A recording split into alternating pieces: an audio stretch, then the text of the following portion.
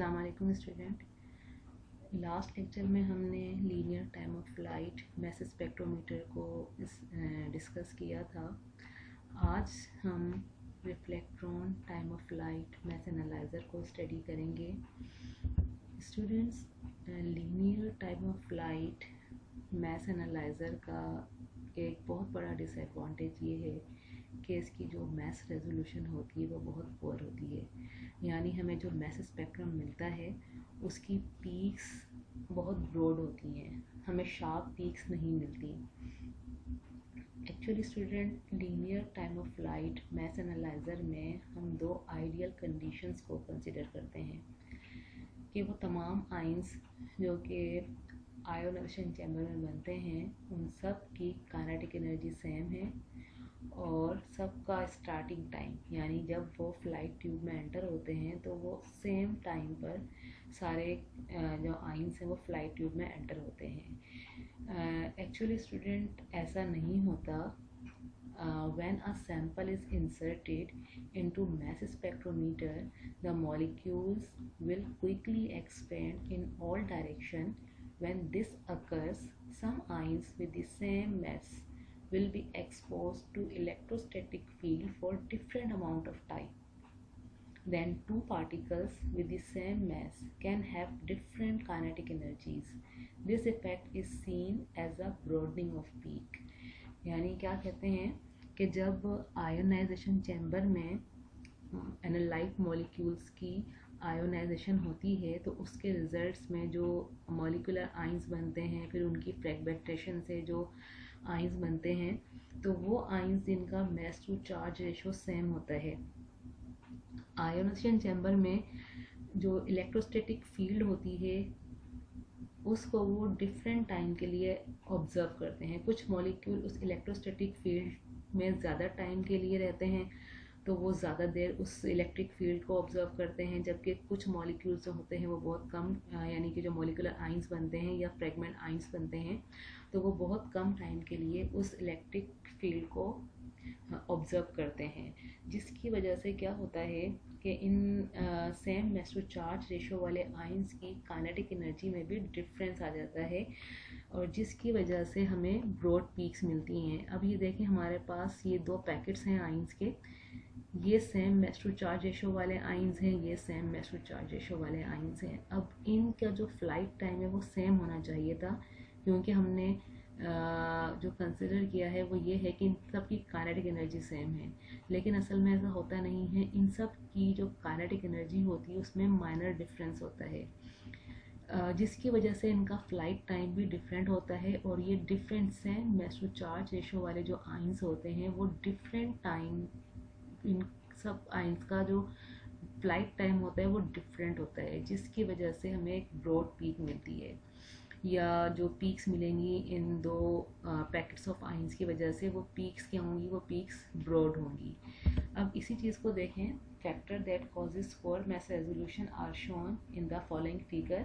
यानी कि ये वो फैक्टर हैं जिसकी वजह से हमें जो पीक्स मिलती हैं मैस स्पेक्ट्रम में वो ब्रॉड होती हैं, डिफरेंट स्टार्टिंग टाइम, दोनों same mass to charge ratio वाले आइंस हैं लेकिन दोनों का स्टार्टिंग टाइम डिफरेंट है, जिसकी वजह से इनका जो फ्लाइट टाइम होगा वो भी डिफरेंट होगा और वो डिफरेंट टाइम पर डिटेक्टर को जाकर हिट करेंगी, जिसकी वजह से क्या होगा, हमें ये ब्रॉड पीक मिलेगी। डिफरेंट स्टार्टिंग लोकेशन, यानी कि ये जो आइन बना है ये दोनों भी same mass to charge ratio वाले आइंस हैं। ये जो आइन बना है इसकी लोकेशन क्या है, ये रिपेलर प्लेट से दूर बना है, जबकि ये आइन रिपेलर प्लेट के करीब बना है तो इसकी काइनेटिक एनर्जी ज़्यादा होगी, जिसकी वजह से इसकी वेलोसिटी भी ज़्यादा होगी, जबकि ये रिपेलर प्लेट से दूर बना है तो इसकी काइनेटिक एनर्जी भी कम होगी और इसका फ्लाइट टाइम भी क्या हो जाएगा, इसका फ्लाइट टाइम ज़्यादा होगा और ये देर से डिटेक्टर को हिट करेगा, जिसकी वजह से टाइम ऑफ फ्लाइट में डिफरेंस की वजह से होता क्या है कि हमें ब्रॉड पीक मिलती है। अब थर्ड फैक्टर देखें, डिफरेंट इनिशियल काइनेटिक एनर्जीज, यानी कि ये आइंस जो हैं इनकी जिस मॉलिक्यूल से ये बने थे उन मॉलिक्यूल्स की इनिशियल काइनेटिक एनर्जी में ही डिफरेंस था। जब ये आइंस बने हैं तो अब इन दोनों आइंस की काइनेटिक एनर्जी में डिफरेंस है, लेकिन ये same mass to charge ratio वाले आइंस हैं, जिसकी वजह से क्या होगा, इन दोनों आइंस का फ्लाइट टाइम भी डिफरेंट होगा और ये क्या देंगे, ये एक ब्रॉड पीक देंगे। Different initial direction of motion. अब देखें यहाँ पर जो ये आइन है, इसकी जब ये आइन बना है तो ये किस तरफ मूव कर रहा था, इसकी डायरेक्शन ड्रिफ्ट ट्यूब की तरफ है, जबकि ये जो आइन है इसकी डायरेक्शन अवे ड्रिफ्ट ट्यूब है। तो क्या होता है, इस वजह से भी इन दोनों आइंस का, same mass to charge ratio वाले आइंस का जो फ्लाइट टाइम है वो डिफरेंट होगा और हमें एक ब्रॉड पीक मिलेगी। यानी हम कह सकते हैं the starting time and location of ions before they are accelerated into the flight tube are different and affect resolution. On addition, different kinetic energies for ions and initial orientation of ions also affect mass resolution and give poor result.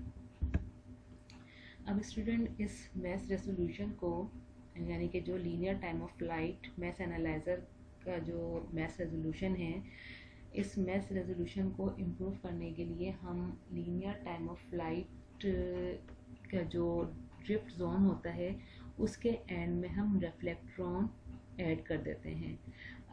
अब रिफ्लेक्ट्रॉन add करने के बाद ये जो टॉफ analyser है ये कहलाता है reflectron time of flight mass analyser. अब ये रिफ्लेक्ट्रॉन होते क्या हैं स्टूडेंट्स, ये देखें डायग्राम में, जो रिफ्लेक्ट्रॉन है एक्चुअली ये क्या है, अ सीरीज ऑफ इलेक्ट्रोड्स है जिस पर पोटेंशियल ये सीरीज ऑफ इलेक्ट्रोड है जिसमें जो पोटेंशियल है, हमने कौन सा पोटेंशियल इसको दिया है, positive potential. With increasing potential ये प्लेट्स जो होती हैं अरेंज होती हैं। जो सबसे पहले वाली प्लेट है इस पर पोटेंशियल क्या होगा, ज़ीरो होगा, इस पर पॉजिटिव पोटेंशियल थोड़ा हाई होगा, और जो सबसे लास्ट में प्लेट है इस पर पॉजिटिव पोटेंशियल सबसे ज़्यादा हाई होगा। जब ये आइंस यानी कि दो आइंस जिनका मैस सेम है, जब वो इस रिफ्लेक्ट्रॉन में से पास होते हैं तो ये रिफ्लेक्ट्रॉन क्या करता है, इनके फ्लाइट टाइम को सेम कर देता है। इस तरह से हमें क्या होती है, एक शार्प पीक मिलती है। अब ये किस तरह से वर्क करता है, इनके फ्लाइट टाइम को किस तरह से ये सेम कर देता है, इस डायग्राम में देखते हैं। The more energetic ions penetrate deeper into the reflectron and take a slightly longer path to the detector. Less energetic ions of the same mass to charge ratio penetrate a shorter distance into the reflectron and take a shorter path to the detector. अब देखिए यहाँ पर दो ions हैं, दोनों का मास to charge ratio same है, लेकिन जो रेड वाला आइन है इसकी काइनेटिक एनर्जी ज़्यादा है, जबकि ब्लू वाले आइन की काइनेटिक एनर्जी कम है।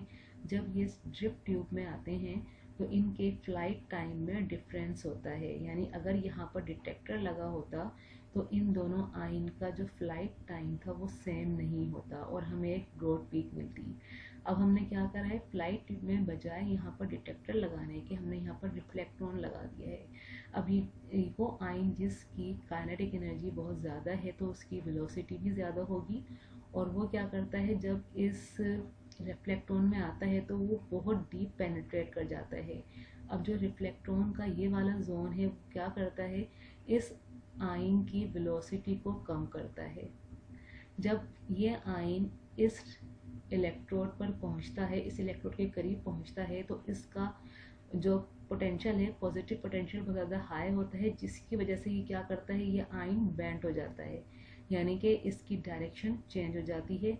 और ये क्या होता है, फिर ये इस रिफ्लेक्ट्रॉन से रिफ्लेक्ट होकर कहाँ पर, डिटेक्टर की तरफ मूव करता है। अब देखिए ये जो आइन था जिसकी काइनेटिक एनर्जी बहुत ज़्यादा थी तो वो बहुत डीप पेनिट्रेट कर गया इस रिफ्लेक्ट्रॉन में। उसका क्या हो गया, इसका जो पाथ था, जो इसका डिस्टेंस था वो ज़्यादा कवर करेगा ये, जबकि ये आइन जिसकी काइनेटिक एनर्जी कम थी तो वो इतना डीप पेनिट्रेट नहीं करेगा, और जो वो पाथ एडॉप्ट करेगा वो शॉर्टर होगा as compare to this path. अब जब ये दोनों आइंस इस रिफ्लेक्ट्रॉन से इस ड्रिफ्ट ट्यूब में आते हैं तो ये सेम टाइम पर डिटेक्टर को हिट करते हैं, जिसकी वजह से जो हमारे पास पीक आती हैं मैस स्पेक्ट्रम में, जो हमें पीक्स मिलती हैं वो क्या होती हैं, वो शार्प पीक्स होती हैं। If a packet of ion of a given mass to charge ratio contains ions with varying kinetic energies, then reflectron will decrease the spread in the ion flight time and therefore improve the resolution of top mass spectrometer. अब देखें यहाँ पर ये क्या है, packets of ions हैं, ये same mass to charge ratio वाले आइंस हैं। अगर लीनियर टाइम ऑफ फ्लाइट हम यूज़ कर रहे हैं तो हमें क्या मिलेगा, हमें ब्रॉड पीक्स मिलेगी क्योंकि रेजोल्यूशन इसकी पुअर है। लेकिन जब हमने इन्हीं आइंस को किसमें से पास किया, रिफ्लेक्ट्रॉन टाइम ऑफ फ्लाइट में से स्पेक्ट्रोमीटर में से पास किया, तो देखें जब ये डिफरेंट काइनेटिक एनर्जीज थी same mass to charge ratio वाले आयन की, जब ये इलेक्ट्रॉन में से पास हुई तो क्या हो गया, इनका जो फ्लाइट टाइम था वो सेम, यानी कि वेलोसिटी सेम हो गई और इनका फ्लाइट टाइम भी सेम हो गया और same mass to charge ratio वाले आयन सेम टाइम पर डिटेक्टर को हिट करेंगे और हमें क्या मिलता है, हमें बहुत ही नैरो पीक्स मिलती हैं। अब इसका हम एक रियल स्पेक्ट्रम देख लेते हैं। ये देखें, ये लीनियर टाइम ऑफ फ्लाइट से लिया गया मैस स्पेक्ट्रम है, जिसमें मैस की रेजोल्यूशन देख सकते हैं कि कितनी पुअर है। जबकि सेम कंपाउंड का जब हमने रिफ्लेक्ट्रॉन टाइम ऑफ फ्लाइट स्पेक्ट्रोमीटर से स्पेक्ट्रम को नोट डाउन किया तो देखिए इसमें रेजोल्यूशन कितनी इम्प्रूव हो गई है।